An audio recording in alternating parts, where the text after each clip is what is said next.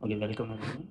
सो last class में हमने देखा why power sharing is desirable वाला टॉपिक और उससे 3 इंपॉर्टेंट क्वेश्चंस, ठीक है ना? जिन्होंने नहीं देखा वो पिछला वीडियो देख सकते हैं। I am open to suggestions, आप सजेशन दे सकते हो कि पिछले वीडियो में क्या आपको सही लग रहा है, कुछ अगर गलत लग रहा है तो वो भी आप देख सकते हैं, ठीक है? ओके, सो ये हमने समझ लिया कि पावर शेयरिंग होता क्या है और पावर शेयरिंग होना क्यों चाहिए, है ना? So now let's move on with the 2 examples, 2 case studies जो एनसीईआरटी हमें देता है समझने के लिए और जिससे क्वेश्चंस भी आते हैं, ठीक है? सो आप देख सकते हो जैसे, तो पहला केस स्टडी के 2 टॉपिक्स हैं हमारे पास, है ना?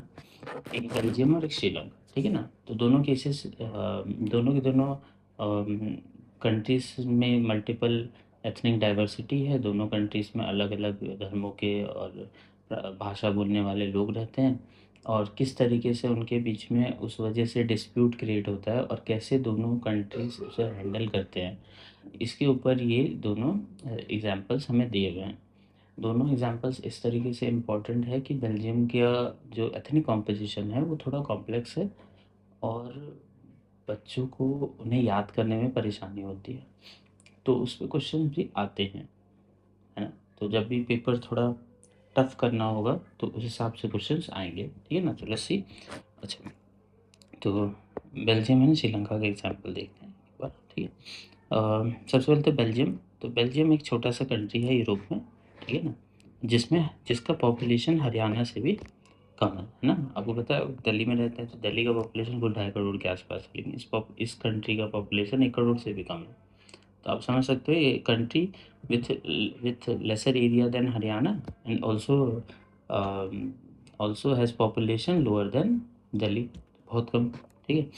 Okay, so it has multiple boundaries also. तो अगर ये बेल्जियम है, अगर आप देखो ये बेल्जियम है तो एक साइड से ये फ्रांस से घिरा हुआ है, एक साइड से जर्मनी से घिरा हुआ है, ठीक है ना?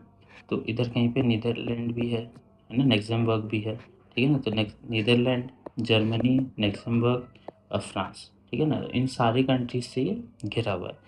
इसके पास काफ़ी 1 करोड़ के आसपास पॉपुलेशन है। Ethnic composition is very complex, जो एथनिक कॉम्पोजिशन है बहुत ज़्यादा कॉम्प्लेक्स है। इसको हम समझते हैं इस मैप से, ठीक है ना?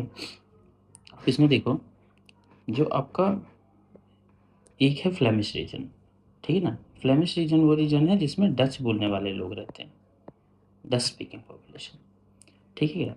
दूसरा रीजन है आपका वलोनियन रीजन, ठीक है ना? ये रीजन वो है जिसमें फ्रेंच बोलने वाले लोग रहते हैं। इसका कलर चेंज करते हैं,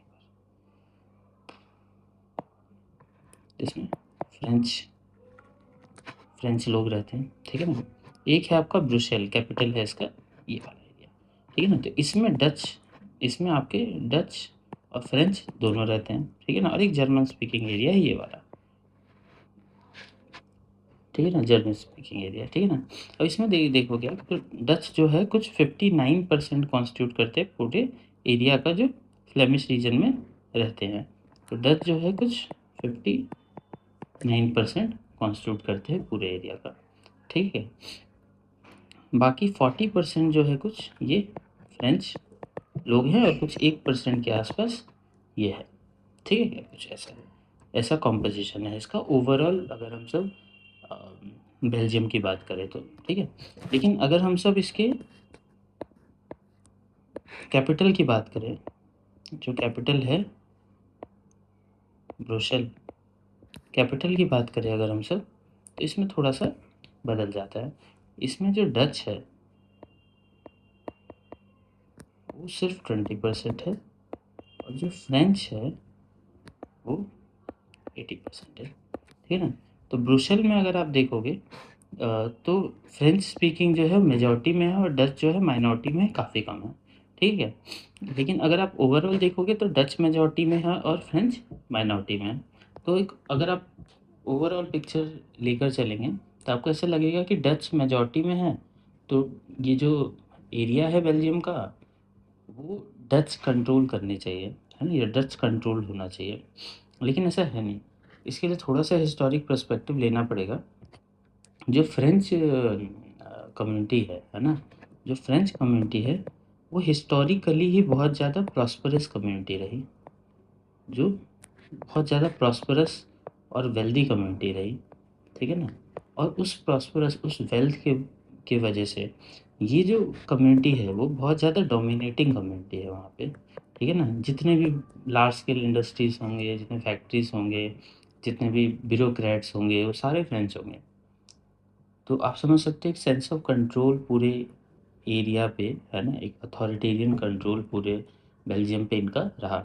और जो डच थे, है ना, वो उसके ऑपोजिट, जो डच हैं, वो जो Dutch community working class population है, आप ऐसा कह सकते हैं, ठीक है, वर्किंग क्लास पॉपुलेशन।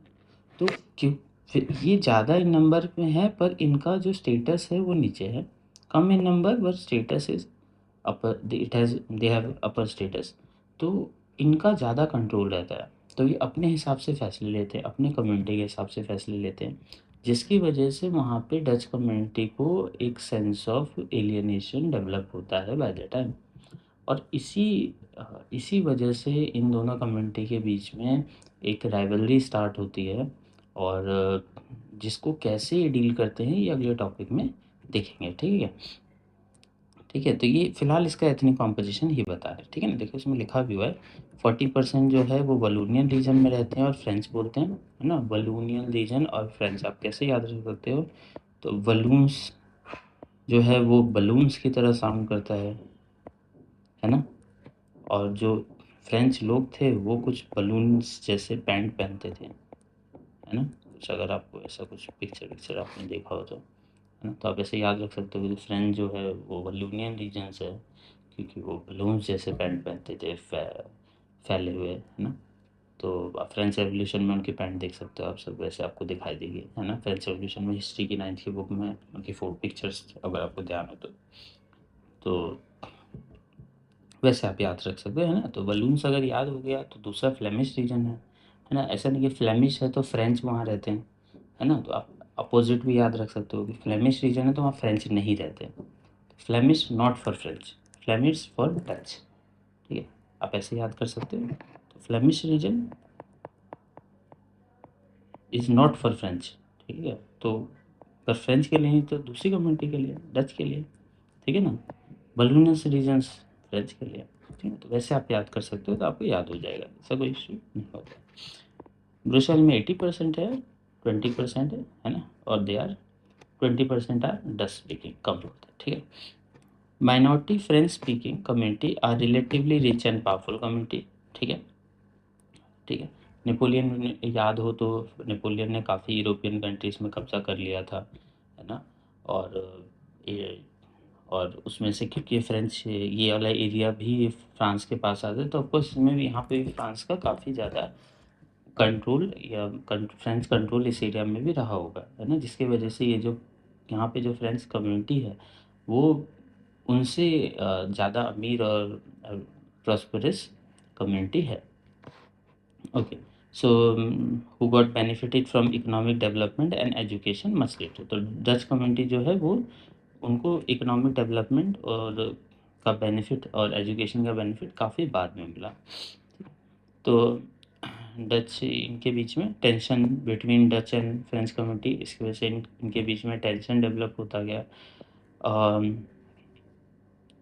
ये टेंशन था ब्रुसेल में बहुत ज़्यादा था, क्योंकि ब्रुसेल में जो डच का स्पीकिंग पीपल थे वो जो थे वो मेजॉरिटी में थे कंट्री में, पर माइनॉरिटी में थे कैपिटल में, ठीक है ना। तो ये आपका है ethnic composition of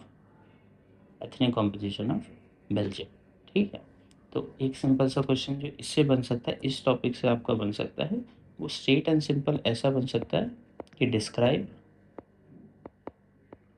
ethnic composition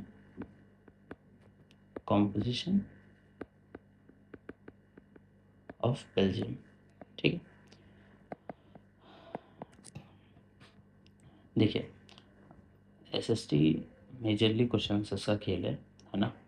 और उसमें वो क्वेश्चन आंसर्स कहाँ से दे सकते हैं, बुक से देंगे, क्योंकि उन्होंने ऐसा अपने करिकुलम में डिस्क्राइब कर रखा है कि सोर्सेस जो है बच्चों के लिए वो एनसीईआरटी के टेक्स्ट बुक्स हैं। क्वेश्चंस यहीं से आएंगे, तो क्वेश्चंस कैसे बनाए जाएंगे, तो चैप्टर्स के बीच में से ही बनाए जाएंगे। तो इसीलिए पीपीटी प्रेजेंटेशन मैंने नहीं चुना पढ़ाने के लिए, मैंने मोर इफ़ेक्टिव वे चुना पढ़ाने के लिए, है ना, जिससे रिजल्ट आ सकता है उन बच्चों को जिनको मार्क्स से मतलब है ना, वो मेरी क्लासेस रेगुलर ले, है ना। तो वीडियो का थोड़ा पेस थोड़ा कम है, कुछ दिनों तक कम रहेगा, लेकिन फिर ग्रेजुअली इंक्रीज हो जाएगा, ठीक है। लेकिन मैं धीरे धीरे पूरा कोर्स अपलोड कर दूंगा यूट्यूब पर। ओके, चलो ये हो गया बेल्जियम का बात। Similarly for Sri Lanka. श्रीलंका का मैप से स्टार्ट करते हैं, फिर इस पर वापस आ जाएंगे। ये श्रीलंका मैप है, सॉरी। इसमें आप देखो दो कम्युनिटीज इसमें ज़्यादा दिख रही है, सिन्हालास, श्रीलंकन तमिल्स और इंडियन तमिल्स, ठीक है। ये कम्युनिटी है। अभी देखो कोस्ट लाइन पे जो रह रहे हैं ये सारे के सारे तमिल से रह रहे हैं, है ना। और ये जो बाकी एरिया में ये आपके सिन्हाला कम्युनिटी है। सिन्हाला एक लैंग्वेज है, वो बोलने वाली कम्युनिटी को सिन्हाला कम्युनिटी बोल रहे हैं, ठीक है। ओके, तो ये इसका एथनिक, ये इनका डिस्ट्रीब्यूशन है। कोस्ट पे किस लिए है, आपको पता होगा कि श्रीलंका भी अंग्रेज़ों के अधीन था, है ना, उनके अंडर था। तो जब 1948 में ये आज़ाद हुआ, है ना, तो उससे पहले बहुत सारे तमिल, क्योंकि ये जो श्रीलंका है ना, वो इंडियन स्टेट तमिलनाडु के बहुत ज़्यादा पास आता है। तो जो वर्कर्स यहाँ पे अंग्रेज़ों के द्वारा लाए गए थे, है ना, यहाँ पे प्लांटेशन में काम करने के लिए, वो धीरे धीरे यहीं पे सेटल डाउन हो गए, है ना। और कोस्ट के आसपास ही उनके फैक्ट्रीज होते थे, तो इसीलिए इनका जो, आप देखो इनका जो कॉन्सेंट्रेशन है कोस्ट लाइन पे ज़्यादा है, ठीक है क्या। तो एक बार इसका बारे में भी हम सब देख लेते हैं, ठीक है ना। आप अगर टोटल देखोगे तो मैं बॉक्स बना के समझा देता हूँ। अगर हम श्रीलंका की बात करें तो श्रीलंका में दो कम्युनिटीज़ मेजर है ना। एक है आपकी सिन्हाला,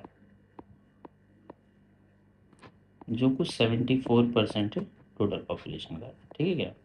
एक है तमिल्स, तमिल स्पीकिंग कम्युनिटी, जो है आपका कुछ 18% टोटल पॉपुलेशन का। और बाकी है अदर्स, क्रिश्चियंस, मुस्लिम्स, ये सारे हो सकते हैं इसमें। तो ये बचा हुआ जो भी रफली परसेंटेज बच गया 7-8%, ठीक है ना, अप्रॉक्सीमेटली ये आपका ये है, ठीक है ना। तमिल्स में भी डिवीज़न है, आप देखो तो जो तमिल्स हैं उसका जो 18% है टोटल, दो पार्ट्स में डिवाइड कर सकते हो आप। तो एक तो नेटिव तमिल्स हैं और एक इंडियन तमिल्स हैं। नेटिव जो है वो कुछ 13% है टोटल का, और जो इंडियन तमिल्स हैं वो 5% है, ठीक है। तो नेटिव उनको बोलते हैं जो बहुत सालों से रह रहे होंगे, अंग्रेज़ों से टाइम से पहले रह रहे होंगे। Indian interaction, naval interaction India और श्रीलंका को बहुत साल पहले से था। मतलब जब आपको पांड्या चोला चेरा वाला आपने अगर सुना है पढ़ा होगा, उस टाइम से इंटरेक्शन रहा है ना। तो नो डाउट कि जब भी ट्रेड एक्सचेंज होते हैं तो साथ में कल्चर भी एक्सचेंज होते हैं, है ना, और लैंग्वेज भी एक्सचेंज होते हैं। तो वो पहले से रह रहे होंगे कई सौ सालों से, और ये 5% है वो बाद में आए होंगे, ठीक है। तो ये एथनिक कॉम्पोजिशन है ओवरऑल, ठीक है ना। ये इसमें लिखा है कहीं ना कहीं, देखो श्रीलंका जो है वो हरियाणा के साइज़ का है। जो मेजॉरिटी स्पीकिंग है वो सिन्हाला है 74%, तमिल 18% है। इनमें से भी दो ग्रुप्स हैं, नेटिव तमिल्स जिसको श्रीलंकन तमिल्स भी बोल सकते हैं, जो 13% है। बाकी 5% जो है वो कॉलोनियल प्लांटेशन वर्कर्स है जिन्हें इंडियन तमिल्स बोलते हैं, ठीक है। तो ये मोस्टली है। बाकी जो 7% बच गए वो हिंदू, मुस्लिम, बुद्धिस्ट, ये सारे हैं, ठीक है ना। ये सारे हैं क्रिश्चियंस, ठीक है। ये सारे के सारे इस 7% में आते हैं, ओके। तो इसमें लिखा है just imagine what could happen in situation like this in Belgium, Dutch community could take advantage of numeric majority and force its will on French and German speaking population. This would push the conflict between the communities. This could lead to very messy partition of country. Both sides would claim control over Brussels. Sri Lanka में भी हो सकता है। Sinhale community बहुत ज़्यादा majority में 74% है ना, और ये भी अपना विल पूरे उस पर कर सकते हैं, पूरे अपना विल इम्पोज कर सकते हैं कि वो जो चाहे वही हो, ठीक है। तो वैसा हो सकता है। तो क्या हुआ दोनों देशों में, है ना, ये अगले टॉपिक में हमें कवर करना है, ठीक है ना। फिलहाल similar question, describe ethnic composition of Sri Lanka, ठीक है, ओके। सो इससे मुझे एक चीज़ और याद आई, पिछले वीडियो में वॉइस थोड़ी लो गई है ना, तो उसको आप फुल करके या हेडफोन लगा के सुन सकते हो। इस वीडियो से वो वाली इशू मैं रिजॉल्व कर दूंगा। ओके, नेक्स्ट टॉपिक, मेजोरिटेरियनिज्म इन श्रीलंका। तो पहले श्रीलंका के बारे में पढ़ेंगे, है ना, कि श्रीलंका में क्या हुआ, और then we will move to the Belgium, कि बेल्जियम में क्या हुआ, ठीक है, क्या क्या सच में सप्रेस किया या फिर कैसे, क्या हुआ पहले से। तो मेजोरिटेरियनिज्म से स्टार्ट करते हैं। What is majoritarianism? तो मेजोरिटेरियनिज्म इज अ सिचुएशन, है ना, ऐसा कोई सिचुएशन, पॉलिटिकल सिचुएशन जिसमें जो कम्युनिटी मेजॉरिटी में है वो अपने विल को माइनॉरिटी कम्युनिटीज़ पे इम्पोज करना स्टार्ट कर दें, ठीक है, अपने कम्युनिटी के हिसाब से ही फैसले लेना स्टार्ट कर दें, उसको हम मेजोरिटेरियनिज्म कहेंगे, ठीक है। फॉर एग्जांपल आपकी क्लास में बॉयज़ ज़्यादा है, फॉर एग्जांपल कि आप 40 बच्चों की क्लास में 35 बॉयज़ है, 5 गर्ल्स है, वैसा, है ना, आपका गेम्स का पीरियड होता है और बॉयज़ ही अपने हिसाब से पीरियड को में गेम डिसाइड करते हैं, ठीक है, सिंपल एग्जांपल। तो अगर वो एक हफ्ते होता है, एक दिन होता है तो कोई इशू नहीं, अगर दूसरे पीरियड दूसरे दिन होता है, तीसरे दिन होता है, पूरे महीने ऐसा ही होता है कि बॉयज़ के हिसाब से गेम्स डिसाइड हो रहे हैं, दैट इज़ मेजॉरिटेरियनिज्म, ठीक है। तो देखो सिंपल एग्जांपल, लार्जर स्केल में देख सकते हैं, किसी कंट्री में अगर दो धर्म हैं, ए और बी, ए धर्म ज़्यादा है, ज़्यादा नंबर में है, बी धर्म कम नंबर में है, तो ए धर्म के जो नेता है, जो उन्हें समझ आता है कि यार ये लोग ज़्यादा हैं, इनको सपोर्ट करेंगे तो हम हर बार जीतेंगे, वोट हमें ही मिलेंगे, तो वो उस धर्म के हिसाब से फैसले लेना स्टार्ट कर देता है, उनको इन्फ्लुएंस करे, जो उनको टेम्पररी खुशी दे, वैसे काम करना शुरू कर देता है ताकि वो पावर में बने रहे। तो तो इसी को हम सब मेजॉरिटेरियनिज्म कहते हैं, है ना। तो it is a sadist ideology, है ना, ऐसा होना नहीं चाहिए, क्योंकि एट द एंड अगर आप कहीं पे मेजॉरिटेरियनिज्म ला रहे हो तो that country is destined to be doomed, ना, वो ख़त्म और हो ही जाएगी वो कंट्री, है ना, वो कभी इकोनॉमिक और प्रॉस्परस ग्रोथ पाथ पे नहीं चल सकती है। और ये हमें कैसे पता चल रहा है, ये हमें श्रीलंका के एग्जाम्पल से पता चल रहा है ना। जो पढ़ेंगे, आपने सुना होगा श्रीलंका ने अपने नेवल पोर्ट्स चाइना को गिरवी रखे हुए हैं, है ना। तो कोई कंट्री अगर प्रॉस्परस होती तो वो क्यों ऐसा करेगी, है ना। इंडिया को बहुत बार हेल्प करना पड़ रहा है अभी भी, अगर आपने सुना हो तो हमने कुछ फ्यूल्स उन्हें दिए हैं, है ना, वो एक फ्यूल टैंकर उन्हें दिया था कि उनकी हेल्प हो सके, है ना। 2-3 साल पहले वहाँ पे जब फिर से इन्फ्लेशन बहुत ज़्यादा था तो इंडियन गवर्नमेंट ने उन्हें हेल्प की थी फिर से। तो ऐसा क्यों हो रहा है, इसके पीछे की हिस्ट्री है ना। और वो हिस्ट्री अभी हमें पढ़ने जा रहे हैं कि श्रीलंका के साथ ऐसा हुआ क्योंकि वो इतनी पुरानी इकोनॉमी होने के बाद भी, है ना, बिल्कुल भी मतलब सस्टेन नहीं कर पा रही, है ना, या ग्रो नहीं कर पाई। Okay, Sri Lanka emerged as independent country in 48। Leaders जो सिंघाला कम्युनिटी के थे उन्होंने डोमिनेंस लिया, उनका डोमिनेंस था गवर्नमेंट पे, क्योंकि वो मेजॉरिटी में थे ऑफ कोर्स। सो 74% है तो मेजॉरिटी में तो रहेंगे, है ना। तो they adopted series of majoritarian major to establish Sinhala supremacy, ठीक है ना। इसको डेफिनेशन याद करना हो तो यहाँ ग्लॉसरी में दिया होता है, जो भी वर्ड आपका हाईलाइट कर दिया है इन्होंने ब्लू में दिया हुआ है, तो पढ़ लेते हैं एक बार। इट इज़ अ बिलीफ, ऐसा बिलीफ है कि मेजॉरिटी कम्युनिटी को कंट्री पे रूल करना चाहिए, जैसा मर्जी वैसा जो उनका मन करे वो कर सकते हैं उस देश में, उसकी उसी सोच को, उसी थॉट को, है ना, उस मान्यता को मेजॉरिटेरियनिज्म कहते हैं, है ना। By disregarding the wishes and needs of minority, minority क्या सोचता है, उन्हें किस चीज़ की ज़रूरत है, इस चीज़ से कोई फ़र्क नहीं पड़ता है। Okay, in 1956 an act was pass to recognise Sinhala as official language, ठीक है। तो मेजॉरिटेरियन मेजर्स क्या क्या है, तो सबसे पहले तो उन्होंने सिन्हाला को ऑफिशियल लैंग्वेज बना दिया। उसके बाद जो गवर्नमेंट है उसने प्रेफरेंशियल पॉलिसी स्टार्ट की। प्रेफरेंशियल पॉलिसी मतलब सिन्हाला को प्रेफरेंस देंगे गवर्नमेंट जॉब्स में, गवर्नमेंट कॉलेजेस में, है ना। 10 लोग अप्लाई कर रहे हैं, 10 सीट है, 5 सीट है मान लो, है ना। 10 लोग अप्लाई कर रहे हैं, उसमें से 5 सिन्हाला है, 5 तमिल है। तो ऐसा नहीं होगा कि 2 सीट बांट लेते हैं या 3 सीट 2 सीट बांट लेते हैं, नहीं। पहले सिन्हाला लोगों को ही लेके सीट भरा जाएगा, सीट बच जाएगा तो मिलेगा, ठीक है। तो उन्हें नहीं मिलेगा इस केस में, ठीक है। तो वो होने लगा, ठीक है ना। गवर्नमेंट जॉब्स पोजीशंस जो थे वो सिन्हाला को मिलने लगे। और इवन उन्होंने बुद्धिज़्म को एक तरीके से अपना ऑफिशियल धर्म बना लिया, ठीक है। ये जितने भी स्टेप्स लिए गए, they increase feeling of alienation among Sri Lankan Tamils, ठीक है। तो श्रीलंकन तमिल्स में एक एक एलियनेशन अलगाववाद की भावना पैदा करने लगे, है ना। अलग उनको अलग कर दिया गया एक तरीके से मानो, ठीक है। तो they felt none of the major political parties led by Buddhist Sinhala leader was sensitive to their language and culture. They felt constitution and government relied equal treatment, discriminated against them and getting job and opportunities and ignored their interests. तो ये उनको feel होने लगा, ठीक है। तो जो भी इन्होंने मेजर्स लिए उससे उनको ऐसा फील होने लगा कि हम, ये देश हमारा है ही नहीं, है ना, हम यहाँ बिलोंग नहीं करते और यहाँ के लीडर्स हमारे बारे में सोचना ही नहीं चाहते हैं, ठीक है। ओके।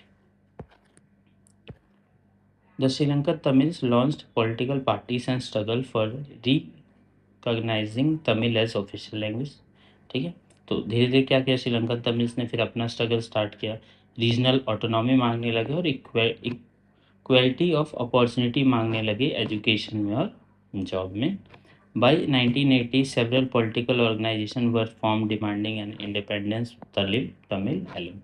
तो बहुत सारे लोग फिर अब इंडिपेंडेंट ऑटोनॉमी मतलब अपना कंट्रोल, स्टेट कंट्रोल, जिसमें तमिलनाडु गवर्नमेंट का कोई इंटरफेरेंस नहीं होगा। आपको एग्जांपल देता हूँ, जैसे हमारा स्टेट है नागालैंड। नागालैंड में एक कम्युनिटी थी, बोडो कम्युनिटी। वो कम्युनिटी भी ऐसा मानती थी कि हम कल्चरल माइनॉरिटी है और हम इस देश से बिलोंग नहीं करते हैं। तो दे started demanding a separate state, कि हमें ऑटोनॉमी दो, रीजनल ऑटोनॉमी दो, इस एरिया में हम अपने कल्चर को अपने हिसाब से मैनेज करना चाहते हैं। तो then it was not possible कि उतने छोटे एरिया को अलग से स्टेट बना दिया जाए, और बना भी दिया जाए तो फिर that would start a trend कि सब डिमांड करेंगे, है ना, कि भाई हमें भी स्टेट बना के दो, हमें भी स्टेट बना के दो, है ना, which is not possible practically, financially not feasible. So उस एरिया को रीजनल ऑटोनॉमी इस हिसाब से दी गई कि उस एरिया को स्पेशल स्टेटस दे दिया गया, है ना। तो बोडो लैंड बना दिया गया उनके लिए, स्टेट विद इन स्टेट, है ना। तो वो अपना उनका कंट्रोल है उस एरिया पे, ठीक है। तो उसमें स्टेट गवर्नमेंट का भी उतना इंटरफेरेंस नहीं है। Of course they follow Indian constitution all, लेकिन कंट्रोल नहीं है इतना, ठीक है।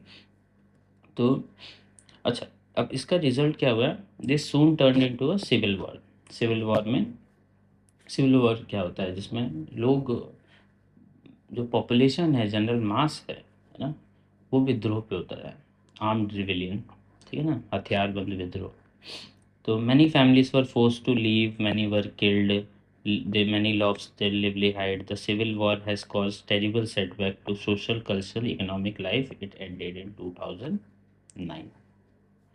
तो ये था हिस्टोरिक कॉन्फ्लिक्ट कि भाई कैसे, क्यों इतना ज़्यादा डाउनफॉल हुआ। तो अब जब भी दो कम्युनिटीज़, चाहे वो कम संख्या हो, लेकिन फिर भी आप अगर उन्हें अप्रेस करोगे लगातार तो वो फिर रिवोल्ट करेंगे, जो किसी के लिए अच्छा नहीं होता, है ना।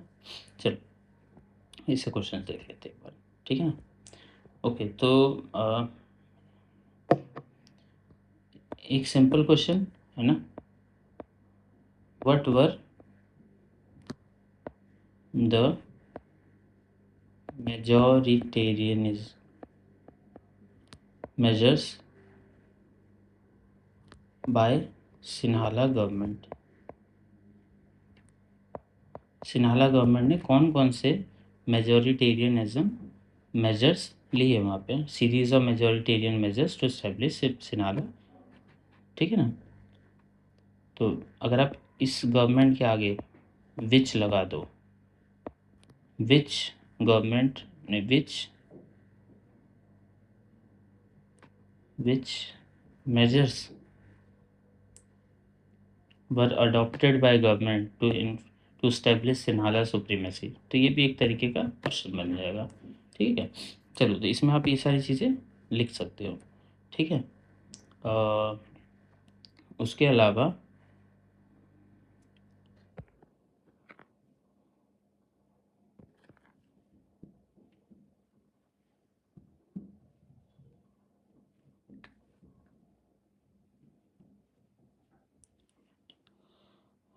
एक क्वेश्चन एक और तरीके से ऐसे भी आ सकता है कि Sinhala and Tamil community the relation between Sinhala and Tamil community strained over time explain, ठीक है।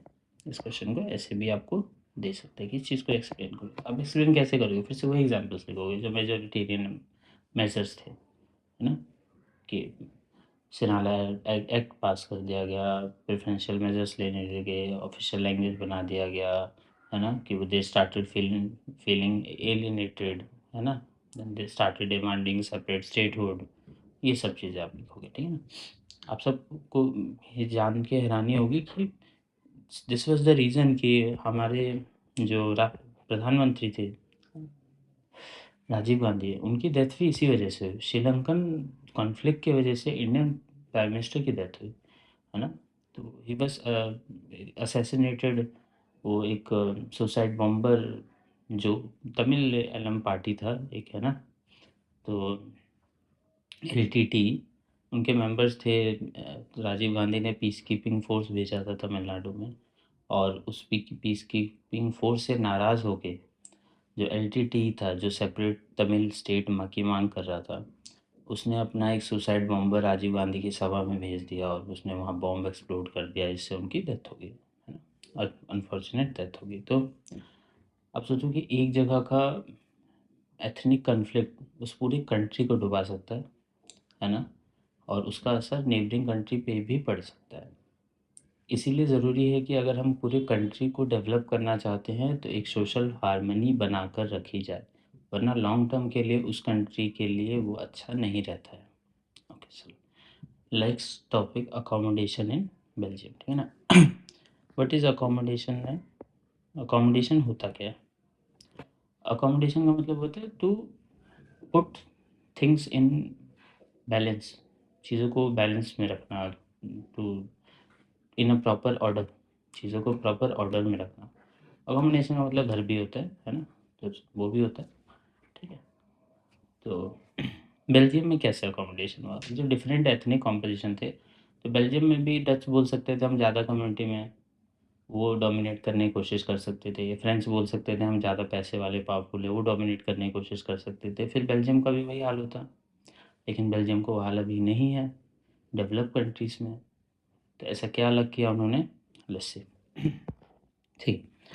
पहली चीज़ तो 1970 से 33 तक उन्होंने अपने कॉन्स्टिट्यूशन को 4 बार अमेंड किया। क्यों अमेंड करा होगा, ताकि वो दोनों कम्युनिटीज़ को ऐसा फ़ील करा सके कि दोनों कम्युनिटीज़ इम्पोर्टेंट है कंट्री के लिए, ठीक है। 4 बार अमेंड किया जब तक सबके सब एग्री नहीं कर गए। The arrangement worked out different from any other country and very innovative, और उन्होंने बिल्कुल अलग एक मेजर लिया, ठीक है ना। देखते बारी बारी, ठीक है। पहला, Constitution prescribed the number of Dutch and French speaking ministers shall be equal in central government. Central government में मिनिस्टर्स की संख्या को सेम कर दिया। Many power of central government has been given to state government. Central government को की powers को state government को दिया गया ताकि वो रीजनली चीज़ों को अच्छा मेंटेन कर सके, ठीक है ना, क्योंकि हर जगह पे कॉम्पोजिशन अलग था। तो रीजनल जो लोग हैं, उस रीजन के जो लोग हैं, वो ज़्यादा अच्छे से उस चीज़ को मैनेज कर सकते हैं रेदर देन दूर में बैठा एक मंत्री, ठीक है। ओके, जैसे आपका पंचायत में सरपंच अपने गांव को ज़्यादा अच्छे से मैनेज कर सकता है कंपेयर टू लखनऊ में बैठा एक bureaucrat. Brussels has a separate government in which both communities have equal, तो ब्रुसेल जो उनका कैपिटल था उसमें अलग से सरकार बनाएगी और दोनों कम्युनिटीज़ को इक्वल रिप्रेजेंटेशन दिया गया, है ना? और ये सारी चीज़ें दोनों कम्युनिटीज़ की सलाह से हो रही थी। जब सेंट्रल गवर्नमेंट बना तो डच ज़्यादा थे तो वो भी माने कि हाँ इक्वल रिप्रेजेंटेशन रख लो। ब्रुसेल में जब बनाया गया तो फ्रेंच ज़्यादा थे, फिर वो भी मान गए कि हाँ इक्वल रख लो। तो ऐसे यूनानिमसली काम हुआ। Apart from central and state government there is third kind of government. तीसरा तरीके का गवर्नमेंट बनाया गया जिसको बोला गया कम्युनिटी गवर्नमेंट। ठीक है, तो कम्युनिटी गवर्नमेंट क्या थी? ये एक ऐसी सरकार थी जो उस देश के जो एथनिक चीज़ें हैं, जैसे कल्चर, लैंग्वेज हो गया, कल्चर हो गया, एजुकेशन हो गया, उनसे जुड़े फैसले लेगी। एक तरीके से कल्चरल मिनिस्ट्री बोल सकते हैं, लेकिन वो हर कम्युनिटी की अलग होगी। उस कम्युनिटी के लैंग्वेज, कल्चर से रिलेटेड फैसले जो है वही मिनिस्ट्री ले सकती है, वही कम्युनिटी गवर्नमेंट ले सकती है। और वो कम्युनिटी गवर्नमेंट कैसे चुनी जाती थी? तो उस कम्युनिटी के सारे लोग उसमें इक्वल भागीदारी रखते थे, वोट देते थे, चाहे वो कहीं भी रह रहे हो, पर वो वोट दे के उसे चुनते थे। ठीक है, ओके। तो बेल्जियम का मॉडल जो है बहुत ज़्यादा कॉम्प्लिकेटेड है, पर जो लोग हैं, है ना, they help to avoid civil strike between two major communities. तो इससे लेकिन फ़ायदा हुआ कि दोनों कम्युनिटीज़ मिलजुल के रहने लगी। इतना कि जो ब्रुसेल है उसको यूरोपियन यूनियन का हेडक्वार्टर बनाया गया। ठीक है ना, फॉर द सेम रीज़न कि इसने इतने अच्छे से अकोमोडेट किया दोनों अलग अलग कम्युनिटीज़ को, है ना। तो एज ए इंस्पिरेशन कि बाकी यूरोपियन कंट्रीज़ को इंस्पिरेशन देने के लिए ब्रुसेल को कैपिटल भी बनाया गया है यूरोपियन यूनियन का। ठीक है, तो इम्पोर्टेंट क्वेश्चन इस टॉपिक से एक एक पहला, describe the Belgian model of government. ठीक है ना, describe Belgian model of Belgian model of government. तो इसमें आप ये सारे पॉइंट्स लिख सकते हो एक एक करके जितना अंडरलाइन किया है ना। ठीक है, और एक question, what is community government. ठीक है, ये दूसरा क्वेश्चन है। ठीक है ना, ये तैयार करिए दोनों क्वेश्चन के आंसर। ठीक है, आप इतना करने से आप इस चैप्टर के, इस टॉपिक के सारे क्वेश्चन कवर कर लेंगे जो क्वेश्चन वो पेपर में पूछ सकते हैं। ओके, तो ये हमने पहले ही पढ़ लिया है। ठीक है, अब नेक्स्ट क्लास से हम सब लास्ट टॉपिक पे जाएंगे, फॉर्म्स ऑफ पावर शेयरिंग। एक और वीडियो बनेगी इसकी। ठीक है, इसमें हम सब फॉर्म्स ऑफ पावर शेयरिंग के बारे में पढ़ेंगे और उससे 2 क्वेश्चन या 3 क्वेश्चन है इस टॉपिक से जो हम सब स्टार्ट करेंगे। ठीक है, तब तक के लिए रीड करिए। अगर आप क्लास ले रहे हैं रेगुलरली तो उस क्वेश्चंस को लिख के रख लीजिए, है ना, और उसके आंसर्स को ढूंढने की कोशिश करिए। ठीक है ना, और जब आप ऐसा करेंगे तो आप ऐसा पाएंगे कि जब साल एंड हो रहा होता है तो आपको उतनी परेशानी नहीं होगी, है ना, कोई मोटी किताब खरीदने की ज़रूरत नहीं पड़ेगी, है ना। इन्हीं क्वेश्चंस को आप पढ़ के चले जाइए और पेपर में अच्छे नंबर आ जाएंगे। चलिए, thank you for watching, good luck.